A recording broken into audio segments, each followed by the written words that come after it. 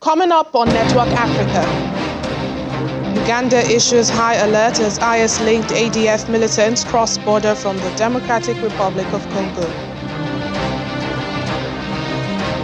Gambian lawmakers postpone debate to overturn female genital mutilation ban. Plus, residents in Johannesburg face a second week without water as the national water system struggles to return supply.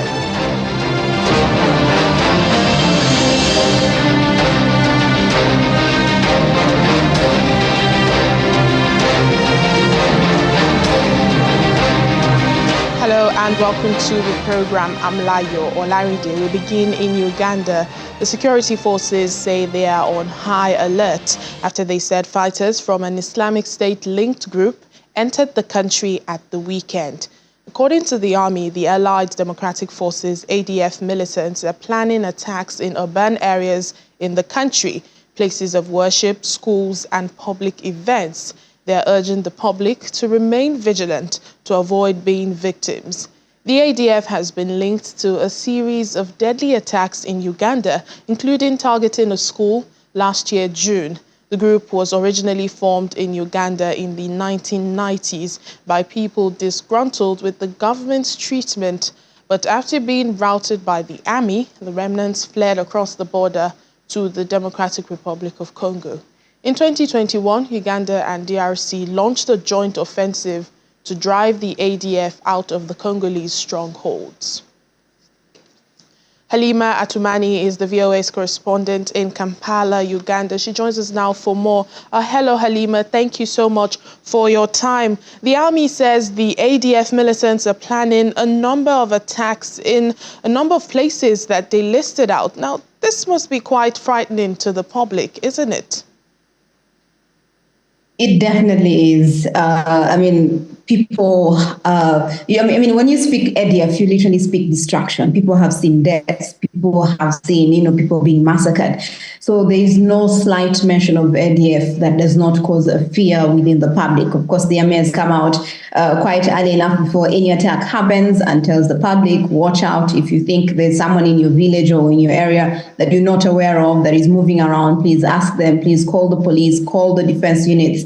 So the army has literally put the public on high alert. You can call it a form of defensive mechanism for the army in this matter, because if your enemy knows that that they are coming, then I think they'll also think twice before they come. And I think that's exactly what the ADF, the UPDF has done.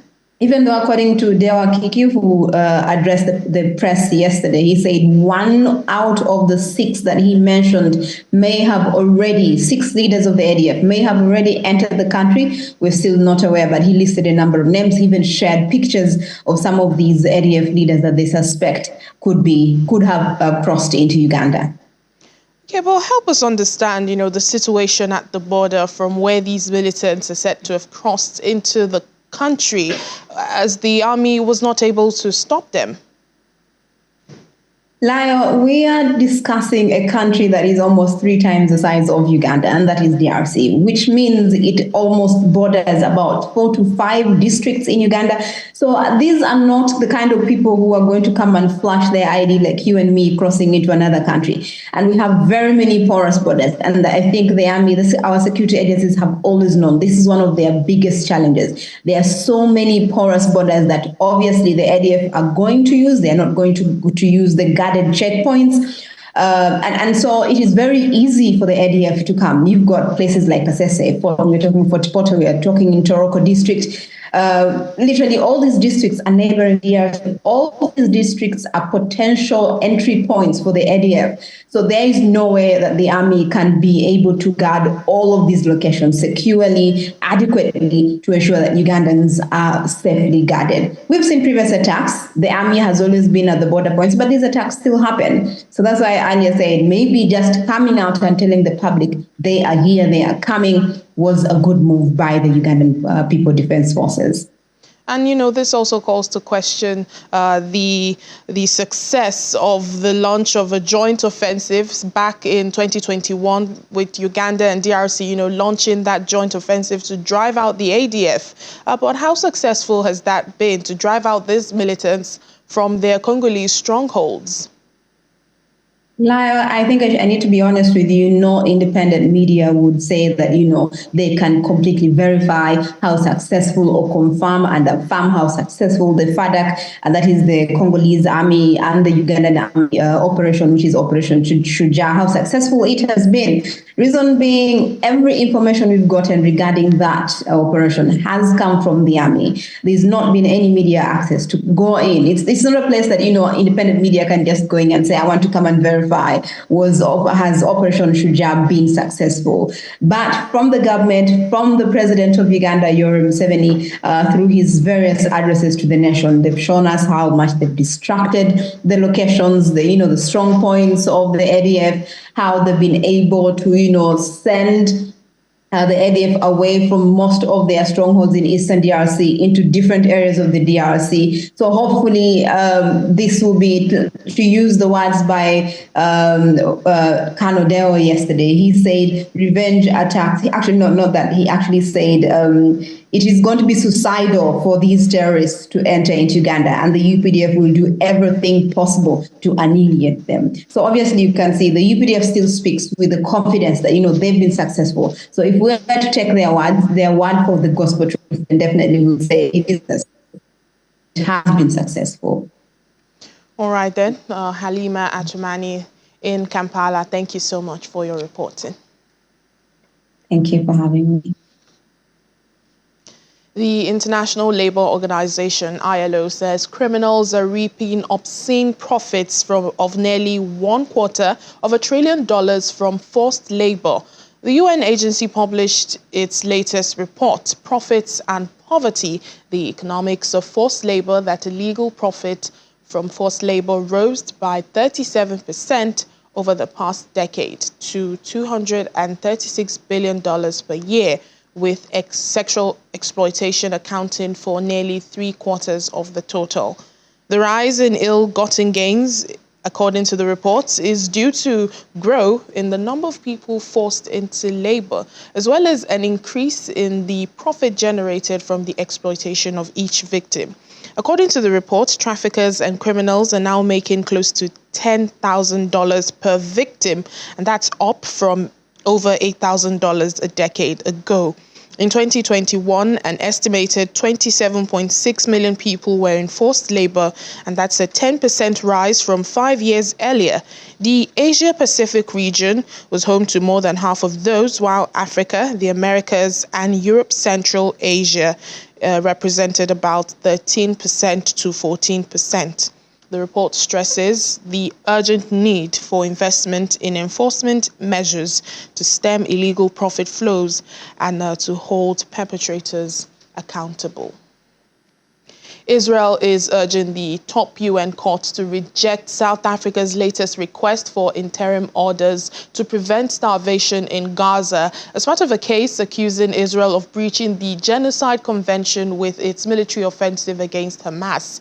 In a written response published on Monday by the International Court of Justice, Israel called South Africa's claims filed earlier this month wholly unfounded in fact and law, morally repugnant, and representing an abuse both of the Genocide Convention and the court itself. Meanwhile, UN Food Agency says famine is imminent in northern Gaza, where 70% of the remaining population is experiencing catastrophic hunger, and that a further escalation of the war could push around half of Gaza's total population to the brink of starvation. Now, while Israel denies that its military campaign in Gaza amounts to a breach of the Genocide Convention, it does acknowledge that there are tragic and agonizing civilian casualties in the war. In South Africa, authorities are searching for a missing charter boat captain after they discovered his vessel burnt and abandoned on a beach in neighboring Mozambique.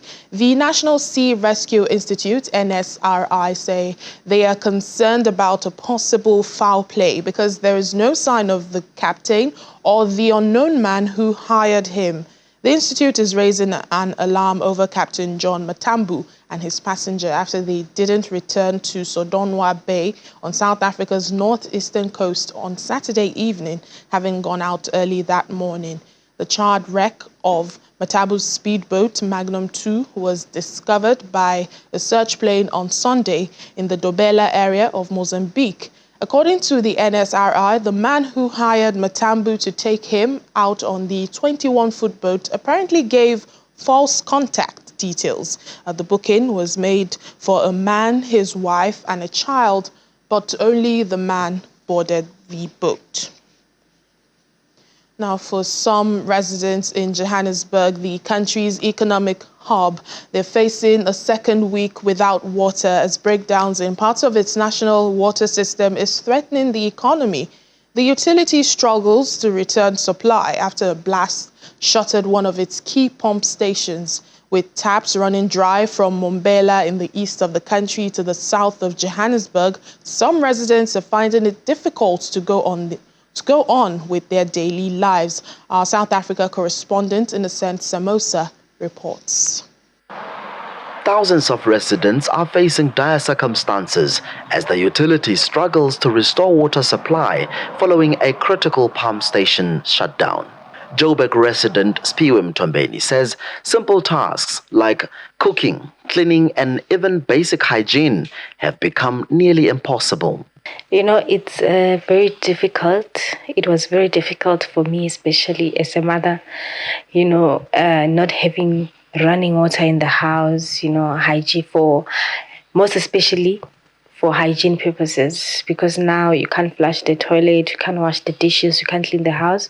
So we would depend on filling up buckets, but the water is just not enough. It really disturbed me because, especially for my youngest child, we would have to go and collect them early from school because there's no water, there's no running water, there's no drinking water. So as that affected me because I had to make other plans. As a working parent, I had to make other plans, which meant that I have to spend more money finding someone to take care of the child. As the water crisis deepens, residents are forced to adapt to a new norm where access to clean water is increasingly uncertain. Analysts point out that the government overlooked critical infrastructure maintenance. Now, maybe the question that we need to grapple with is, what is the cause of this? I think partly is because of the appointment of wrong people in certain strategic places. Because if you are dealing with issues of water, you need to appoint professionals who can plan. Because you are speaking about infrastructure that is falling apart. So then the question is, why is that particular infrastructure falling apart? It is partly because of shortage of engineers, shortage of good professional managers.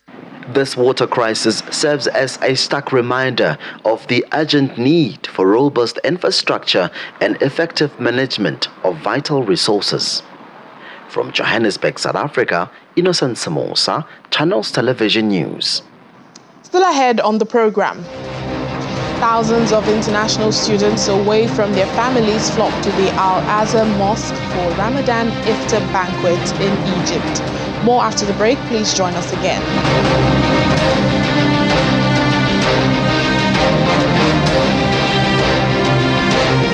Welcome back to the program. Here in Nigeria, the people of Surulere, Lagos State can now enjoy constant power supply in their community. This is as a result of the 220 MVA power substation provided by the Chief of Staff to the President, Femi Gbajabiamila, to improve electricity supply in the area. These power substations are the latest infrastructure benefits to the Surulere area, courtesy of the Chief of Staff to the President, Femi Gbajabiamila. Mr. Gbajabiamila, a former Speaker of the House of Representatives who represented Surulere 1 constituency for several years, is donating the 20 MVA power substations to Randall area to improve electricity supply. For the use of the people of Surulere and beyond. The Lagos State government commends him for making the people of Surulere community top priority, with an assurance to work closely with electricity distribution companies to improve power supply. We hope, pray, and we are working very hard to ensure that in less than 2 years, there will be segments of this city that will have said farewell to darkness in all facets. A quality decision company, being an advocate of improving the quality of lives of Lagosians, is procedured not only to ensure that this thread of happiness continues, but also that it is sustained. For this reason, we are here witnessing the commissioning of the 2x20 MVA injection substation, which will help boost power availability and supply to Lagosians, especially the residents of Surulere constituency, with emphasis on Lut and Adelabu area. Representing the President's Chief of Staff is Senator Wasiu Eshinlokun, who reads his speech. Part of the message to the people of Surulere is that the President, Bola Tinubu, is committed to addressing the challenges in the power sector and has allocated huge funds in the 2024 budget towards improving power infrastructure. One of the 2 units of the 20 MVA injection substation was facilitated during my tenure as the Speaker of the Nigerian House of Representatives to restate further our commitment to the improvement of electricity supply in our community. Mr. President has made an allocation of over 340 billion in the 2024 budget towards improving infrastructure in the power sector. Surulere people are grateful for the gesture from a man who sees himself as a major part of the Surulere community. This is just one out of many that he has done for us. And we're very grateful for this. And I know that the community would guide this facility jealously, and they would also abide and keep to the advice given to us by Eco District in maintaining and also paying our NEPA bills as our when due, so that we can continue having good electricity in Surulere and environment. We thank God for this, and we are hoping that every nook and cranny of Surulere will be connected to this substation, because we deserve it. We've suffered long enough, and it's our time for Uhuru, time for enjoyment, and we thank you so much. The federal and state governments encourage other private bodies and concerned individuals to support government efforts in meeting the needs of the people. A bill seeking to decriminalize female genital mutilation, FGM, in the Gambia has passed its latest parliamentary stage, known as the second reading. Although FGM was criminalized in the Gambia in 2015, some seeking to overturn the ban argue that it violates religious freedom and is against the country's cultural practices. Now, there was a heated debate in Parliament, but in the end, 42 members voted for the bill and 4 voted against, while 1 abstained. The bill will now go to a committee of MPs for further consideration. Survivors of FGM and activists are against this, saying that not only does the practice cause lifelong damage, it's also against the woman's right to bodily autonomy. According to a recent survey, 73% of women in the Gambia have undergone FGM, with 65% of those caught being under the age of 5. Now, if the bill is passed, the Gambia will be the first country to have reversed a ban on FGM. We're in Kenya now. President William Ruto has signed into law a controversial bill paving the way for the government to continue collecting a housing levy of 1.5% of a worker's monthly pay. The levy is intended to pay for the construction of affordable housing for poorer Kenyans, but it sparked an outcry from the opposition and a large section of the population who feel burdened by a raft of new taxes. The levy, which had been mentioned in Mr. Ruto's manifesto for the 2022 election, was part of a finance law adopted last June that also doubled the sales tax on fuel. A new higher health insurance levy is also due to come into effect soon. The government has argued that it needs to increase its revenue from taxation in order to reduce the budget deficit and to pay for public services. Let's get more on this. Joining us now is Kenyan journalist from Nairobi, Cyrus Ombati. Thank you so much, Cyrus, for your time. I mean, this had been a controversial bill. Now that it is law, help us understand what it entails moving forward. Good evening. The bill is now a law, which now takes effect effective this month. It means that every employee who is employed must remit his 1.5% of his gross salary. Again, all companies or employers also must submit the same amount of money as entities, or you can call them individuals. The bill is not new, or the law is not new, because it had been there before the court declared it unconstitutional. Even now, as it stands, many people say that the new move, the new law is still unconstitutional because it didn't address most of the issues that were raised in the court. But then the president pulled through Parliament because he has the majority of the MPs there, and he was able to kind of pull it through to make it a law. So it means that going forward, there will be a new board to run the housing levy, which is now going to be mandatory for deduction for all employees in the country. And those who are willing to contribute, who are not employed, are also allowed to contribute 1.5% of whatever they declare as their earning. The board which is in place will be the kind of responsible for running day-to-day affairs of this levy, because the levy will turn to be like a fund. Then if there are any questions regarding the operations of this fund, the board is the one to be answerable to that. Many Kenyans are skeptical about it, but we don't know how effective this board will be, because already as we stand, we are going to 6 months with these deductions before the court stopped the matter last year. And some companies were still deducting the monies of employees, despite the fact that it was declared unconstitutional. So for now, we are waiting to see how it's going to be rolled out, because it has impact at large in lives of many people. We just wait and see how it goes on. And, you know, from inception of this bill, Kenyans have been against it. But now, what choice do they really have now that it's a law? What reactions have you been seeing or getting to this? Many Kenyans, especially the employed ones, are not happy with it, because we as employees are the ones who are on payroll are being deducted our money. But it's not actually automatic that you get the houses which they are promising, because they are saying that you have to apply for it to be given the house, but then it's mandatory for it to be deducted your money 1.5% of your net gross salary. Again, apart from the salaried employees, the companies themselves are going to be also deducted 1.5% of their net or their gross kind of income monthly.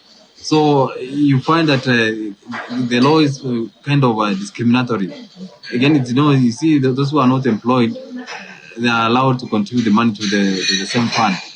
But again, it gives you those who are deducted by mandatory, and those who are doing it voluntarily, same kind of chances of getting a house, of not even getting the house.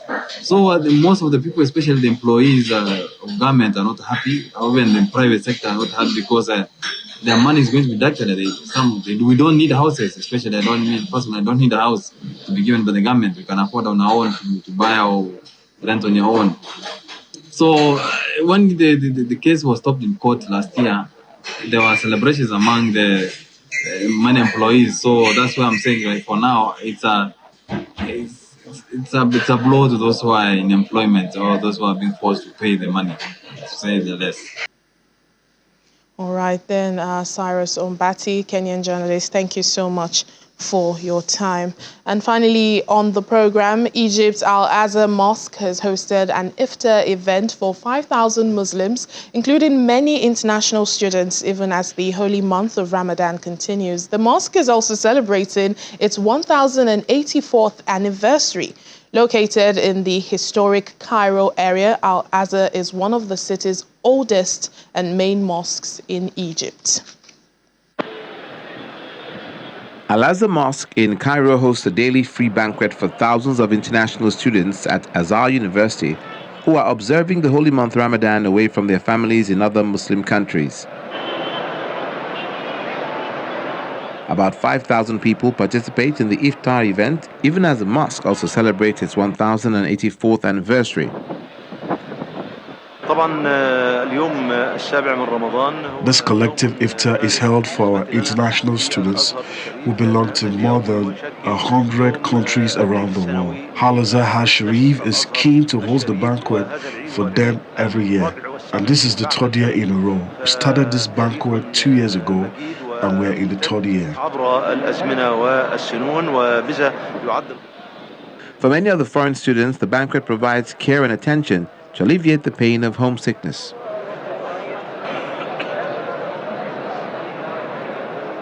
The students pray in the mosque yard while volunteers distribute iftar meals.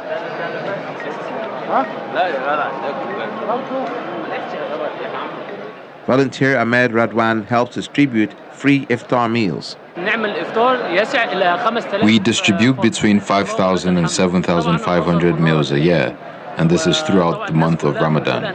For 3 years, we have been distributing continuously every day, delivering meal carts, juice, and water daily. The Ramadan tradition involved Muslims gathering to break their fast together after sunset.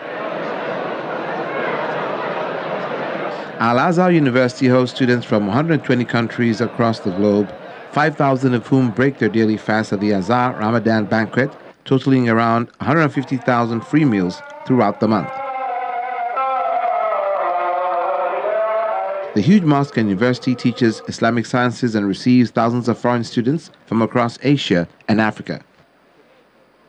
That's it on the program. Thank you for watching. I'm Layo Olarinde.